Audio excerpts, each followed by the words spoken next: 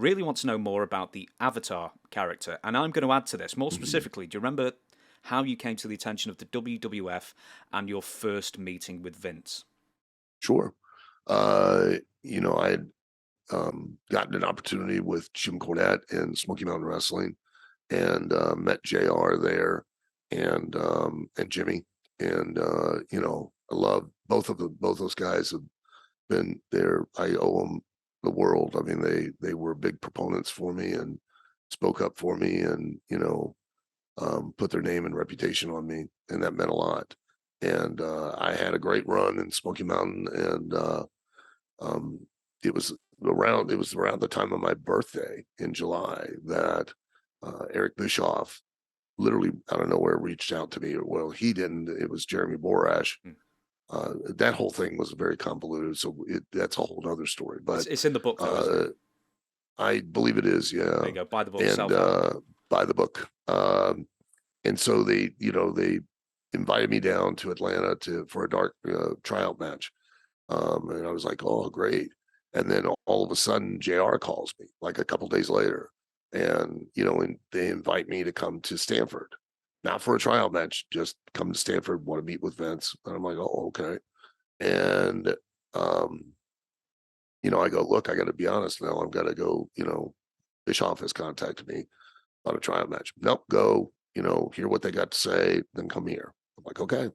So, what two different worlds? I mean, just and I won't go into a whole bunch, but I go to Atlanta, do the tryout match, fly to Stanford, get picked up, go out to Titan Towers. JJ Dillon and Lisa Wolf, who was there at that time, they take me around and tour all of the TV studio, tour all of Titan Towers, and then I sit and talk with Vince for 2 hours in his office, and he offers me a contract right then and there. And I'm like, well, I just want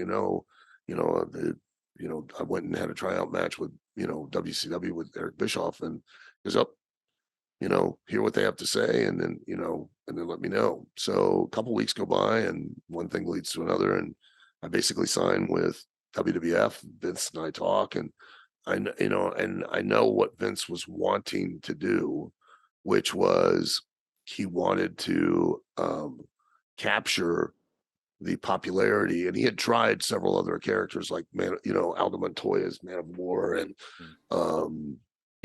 the popularity of the Power Rangers at that time, and the popularity of uh, Mortal Kombat. Yeah. We even had a conversation. He was talking about how Mortal Kombat had a live tour, and they had Radio City Music Hall, and it sold out like 7 days straight at Radio City Music Hall or something.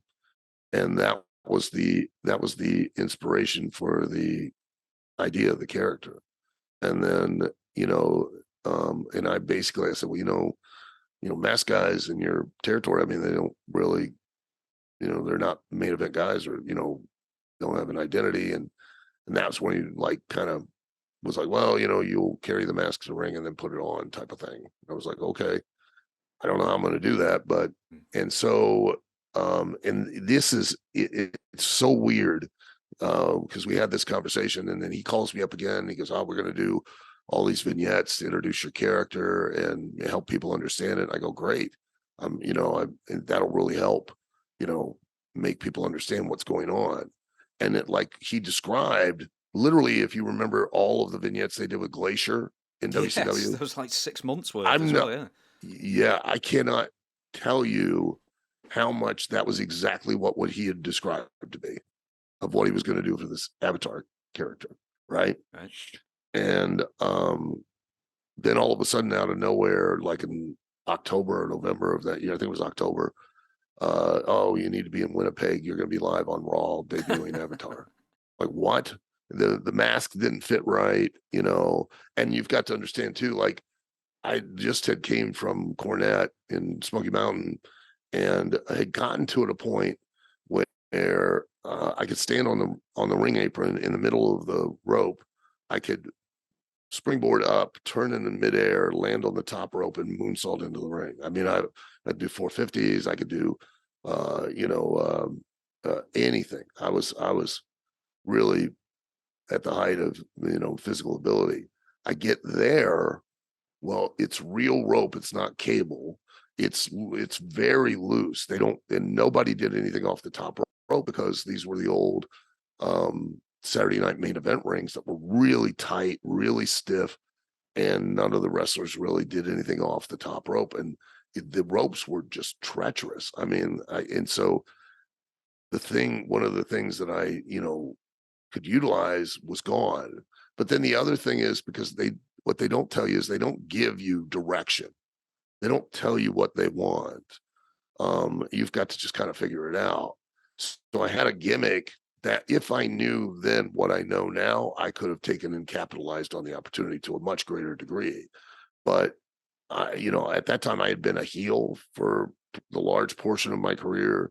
The run in Smoky Mountain, I was a very smart ass chicken shit, smarmy, condescending heel that, and being a heel, truly being a real heel is, where my job is to get the baby face over.